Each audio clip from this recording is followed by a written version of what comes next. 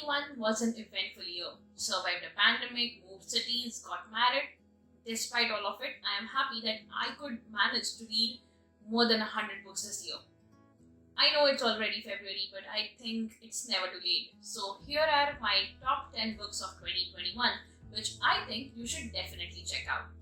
Hello, I am Prajita and welcome to my channel Dancing Bibliophile.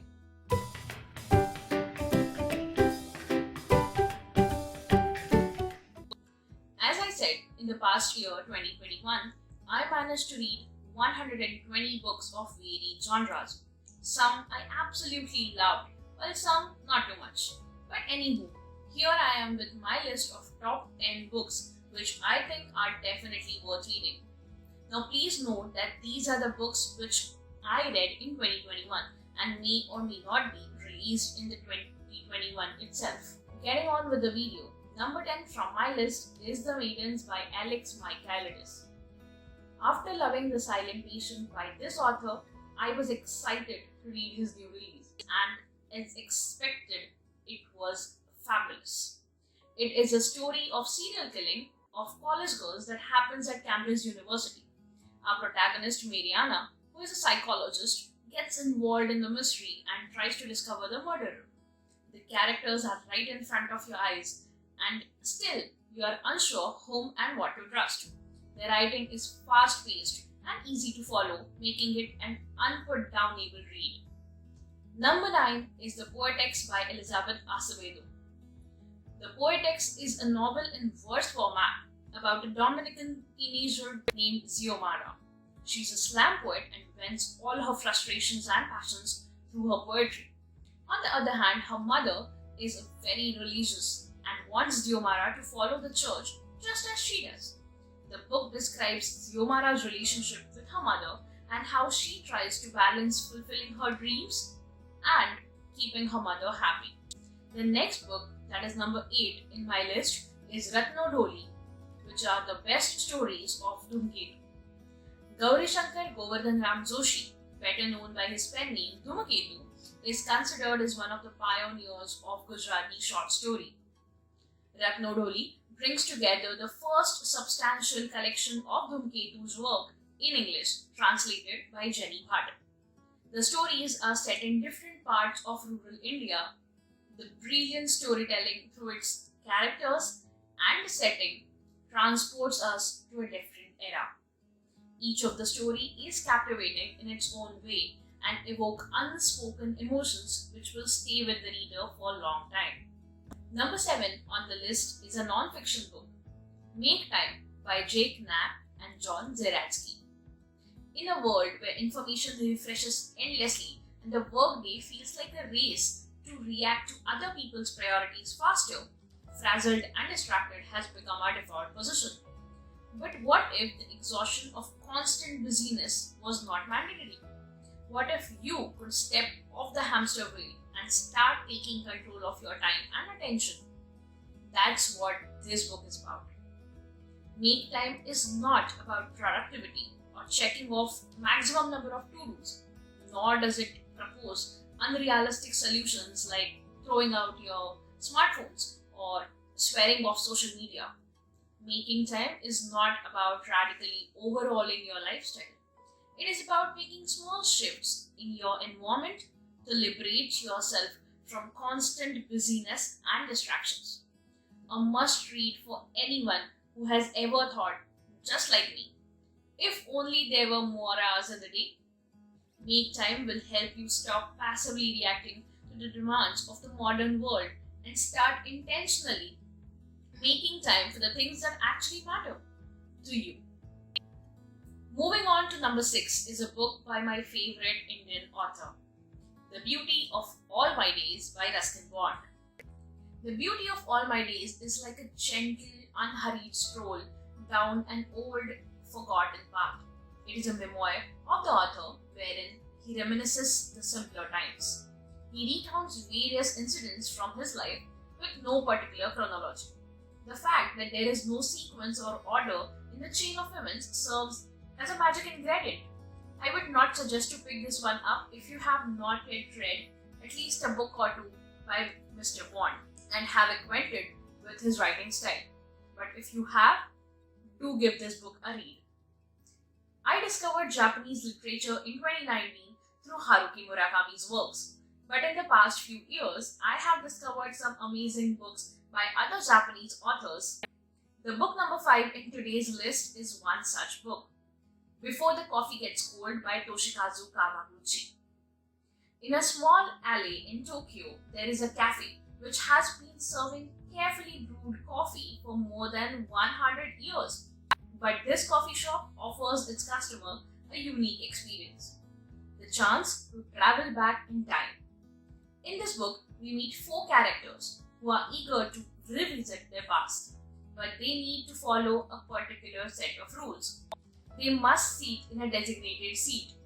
They can't leave the cafe, and most importantly, they have to return back before the coffee gets cold. Toshikazu Kawaguchi's beautiful, moving story explores the age-old question: what would you change if you could travel back in time? Or, more importantly, who would you want to meet? Maybe one last time. This is a book written in simple language that makes you fall in love with it from the first page itself and to relish the beauty of life through love and hope.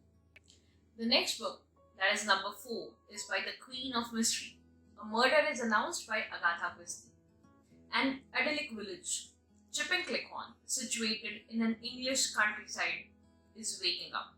Its quirky residents are about to start their day with their favorite newspaper, where an invitation to murder is waiting for them. Can you think of anything more interesting? This novel has one of the most interesting, vivid, quirky, and memorable characters composed by Miss Christie.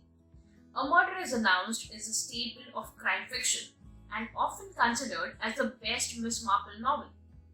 Though I personally prefer Hercule Poirot mysteries over Miss Marple ones, this book is definitely a must-read Christie novel.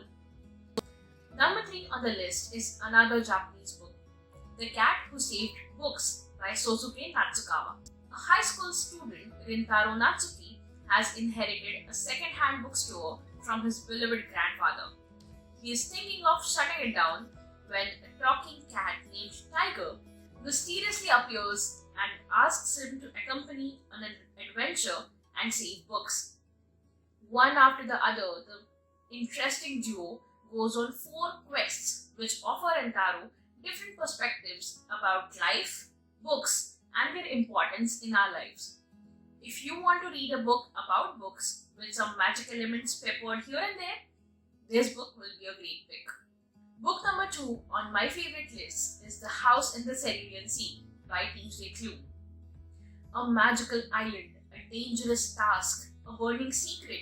If this did not excite you enough to read this, I will give you more reasons to pick this delightful novel super soon. I had heard so many good things about this book, yet I was skeptical given to the fact that I often end up not loving some very hyped books.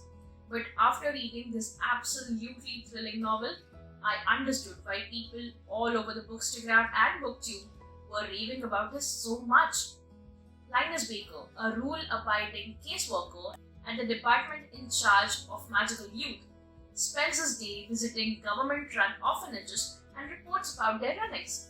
But his life takes a momentous turn when he is sent on a classified mission to an island where 6 dangerous children reside. The beautifully woven plot, diverse characters, a world full of magical elements. This book has it all. The book is capable to keep you on the edges at all times, while also making you emotional and teary-eyed.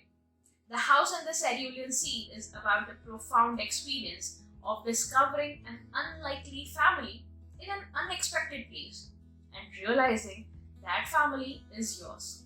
Highly recommended. The book I loved the most in 2021 and is book number 1 in this list is Agina Artist by Alka Joshi. I love reading Indian books and I was extremely intrigued when I came across the Agina Artist last year on Bookstagram. Lakshmi, the protagonist, has ran away from her abusive marriage and has now become a successful, much sought after henna artist in the pink city of India.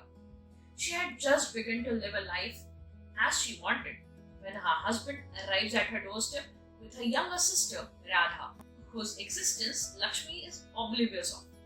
Radha's arrival was completely non-anticipated, but Lakshmi tries her best to assimilate her sister into her own world. The stories of individual characters are interweaved in a splendid way. They come together really well, making up for an amazing novel. The book is set in the India of 50s and the description of Jaipur is simply beautiful. There are a variety of characters which make the story interesting without creating even slightest confusion. It surely is a gem of a book, and you should definitely read it if you like books with flawed characters with a South Asian backdrop. This book is a part of a trilogy called the Jaipur Trilogy, and its second book, The Secret People of Jaipur, focuses on another important character, Malik. It is an equally enticing book to read. That's it for today's video. I really hope that you have found some interesting book recommendations to add to your TBR. Do let me know if you have read any of these books down in the comment section. Also, if you have liked this video, do not forget to like and share it and subscribe to my channel Dancing Bibliophile. We'll meet in the next video. Until then, keep reading. Bye bye.